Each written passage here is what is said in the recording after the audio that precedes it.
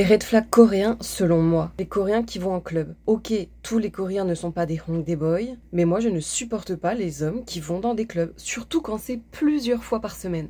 Ça c'est next. Les Coréens qui ont plusieurs ex étrangères. Alors, les Coréens qui ont vécu à l'étranger, ça c'est normal. Ils ont des ex étrangères, ils ont vécu à l'étranger, c'est normal. Par contre, les Coréens qui ont plusieurs ex étrangères alors qu'ils n'ont jamais mis les pieds en dehors de la Corée, ça c'est un red flag. Pourquoi est-ce que dans un pays où il y a quand même peu d'étrangères, le ratio est quand même 1, pourquoi est-ce qu'il aurait plusieurs étrangères? Tu peux avoir une ex-étrangère. Et encore, ça sent le fétichisme des étrangères. Red flag. Un Coréen qui met des heures à répondre. Il faut savoir que les Coréens ici ont tendance à répondre assez vite aux messages. Oui, tu peux travailler. C'est la même pour moi. Je vois pas mon téléphone. Je travaille pendant des heures. J'ai aucune idée que j'ai reçu un message. Et quand tu mets un siècle à répondre à un message, alors que techniquement, tu as un moment de ta journée où tu ne fais rien, ça c'est un red flag. J'ai pas envie d'être le second choix dans ta vie. T'as le droit de vouloir une carrière, t'as le droit d'avoir de l'ambition, c'est pas un problème. Mais j'ai pas envie d'être une option dans ta vie. Être la meuf qui est mise au second plan, c'est pas mon délire. Soit on s'engage dans une relation, soit tu t'en vas. Les Coréens qui te proposent un date après 20h.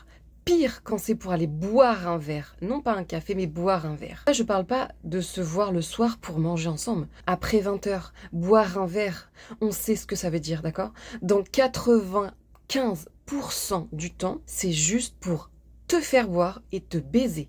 Point barre. Donc ça, c'est next. Ça, ce sont mes red flags concernant les Coréens. Tout le monde n'est pas comme moi, c'est totalement mon avis personnel.